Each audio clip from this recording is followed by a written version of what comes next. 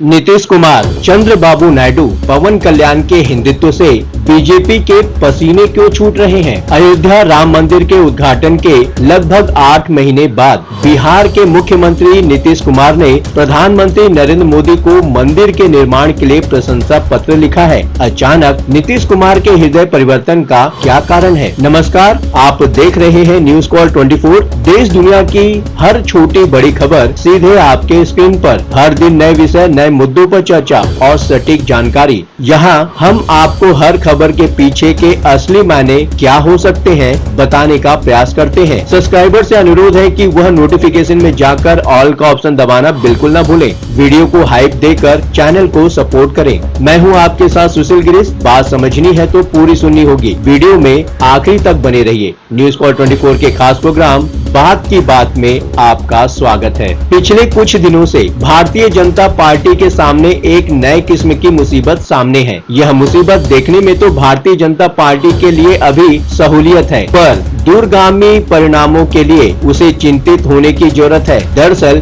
NDA के सहयोगी दलों ने हिंदुत्व की लाइन पर बीजेपी की राह पकड़ ली है। ऊपर से देखने में तो यही लगता है कि कितनी अच्छी बात है कि एक गठबंधन के अधिकतर दल एक ही विचारधारा के होते जा रहे हैं, पर ऐसा नहीं है।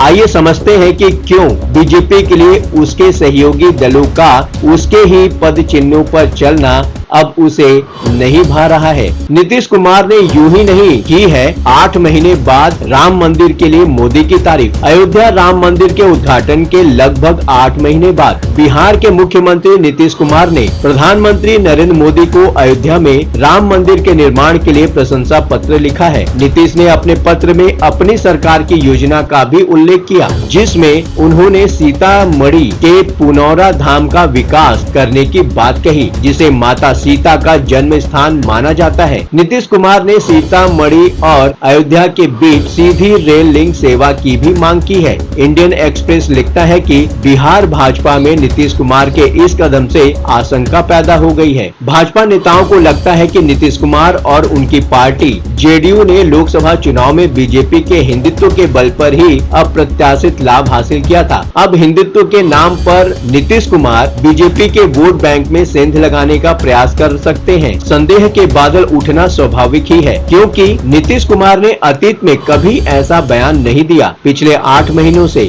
गठबंधन सहयोगी होने के बावजूद वह राम मंदिर के नाम पर चुप रहे। ऐसे समय जब राम मंदिर की चर्चा बीजेपी ने भी बंद कर दी है, तो नीतीश कुमार का अचानक इस तरह तारीफ करना बीजेपी को खटक रहा है। इंडियन एक्सप्रेस अखबार बीजेपी के एक नेता के हवाले से लिखता है कि अब जब नीतीश कुमार राम मंदिर के निर्माण की सराहना कर रहे हैं, तो पार्टी को यह देखना होगा कि वह क्या करने वाले हैं। दूसरी बात, चंद्रबाबू नायडू बीजेपी की भाषा बोलकर कर रहे हैं एक तीर से 2 शिकार। आंध्र प्रदेश के मुख्यमंत्री एन चंद्रबाबू नायडू, जिन्हें एक टेक्नोक्रेट सीएम के रूप में जाना जाता रहा है, उन्हें अपने पिछले कार्यकाल में हैदराबाद को साइबराबाद बनाने का श्रेय दिया जाता है। देश में उन्हें अपनी प्रौद्योगिकी संचालित शासन शैली के लिए देखा जाता रहा है, पर हाल ही में अपनी नई पारी आंध्र प्रदेश के मुख्यमंत्री के रूप में शुरू करने वाले चंद्रबाबू इस बार अपने हिंदुत्व समर्थक कार्यशैली के लिए अपने राज्य में लोकप्रिय हो रहे हैं। हाल ही में उन्होंने तिरुपति मंदिर में जानवरों की चर्बी युक्त घी से लड्डू बनने का आरोप लगाया। उनका कहना था कि उनके प्रतिद्वंदी वाई.एस. जगनमोहन रेड्डी की सरकार के दौरान तिरुपति मंदिर में वितरित किए गए लड्डुओं में जानवरों की चर्बी मिलाई गई थी। दरअसल नायडू ने एक तीर से 2 शिकार किया है। तिरुपति विवाद से नायडू ने मुख्य रूप से जगनमोहन रेड्डी को तो निशाना बनाया, दूसरा यह है कि लंबे समय में इसका फायदा होगा कि हिंदू समर्थन आधार को बनाए रखने के चलते बीजेपी राज्य में अपना विस्तार बहुत तेजी से नहीं कर पाएगी। पवन कल्याण के उग्र हिंदुत्व के आगे भी बीजेपी फीकी नजर आ रही है। हिंदुओं के मुद्दे पर तिरुपति बालाजी लड्डू स्कैम के पहले भी पवन कल्याण अपना रौद्र रूप दिखाते रहे हैं, पर तिरुपति प्रसादम में जानवरों की चर्बी वाले तेल की मिलावट के मुद्दे पर वो एनडीए के अपने साथियों से अधिक मुखर नजर आ रहे हैं। शुद्ध शब्दों में कहा जाए तो इस मुद्दे पर लाइमलाइट पवन कल्याण ही लूट रहे हैं। नायडू की पार्टी जन सेना पार्टी आंध्र प्रदेश सरकार में टीडीपी के साथ छोटे भाई की भूमिका में है। यही कारण है कि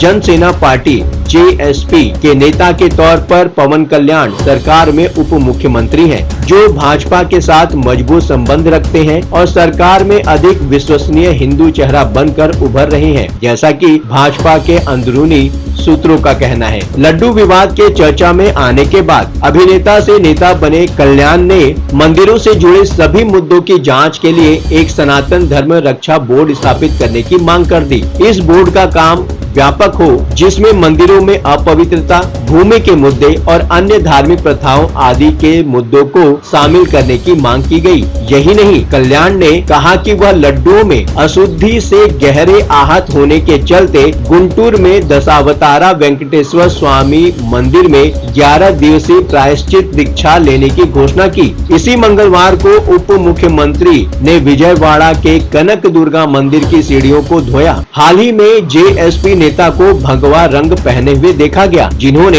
एनटीआर की तरह अपने गले में एक शॉल डाली थी। जाहिर है कि राज्य में बीजेपी अपनी जड़ें जमाने की तैयारी कर रही है। अगर हिंदुत्व के मुद्दे पर टीडीपी और जनसेना इस तरह एक्ट करेंगी तो बीजेपी को करने के लिए बचेगा क्या? इस तरह तो बीजेपी राज्य के चौथे नंबर की ही पार्टी बनकर रह जाएगी। आपको क्या लगता है कि क्या बीजेपी के दिखाए गए रास्ते पर ही उनकी सहयोगी पार्टियां चल पड़ी हैं और इसका नतीजा ये हो सकता है कि बीजेपी के करने के लिए कुछ न बचे, बातों ही बातों में मुद्दे की बात हो जाती है। अब आपकी बात नहीं रहेगी अनसुनी। आपकी सलाह, आपकी सोच, आपकी राय हमारे लिए मायने रखती है। कमेंट करके अपनी प्रतिक्रिया अवश्य दें। अभी तक आपने इस चैनल को सब्सक्राइब नहीं किया है तो देर किस बात की, चैनल को अभी सब्सक्राइब करें। आज के लिए बस इतना ही। लगातार खबरों के लिए बने रहिए न्यूज़ कॉल 24 के साथ।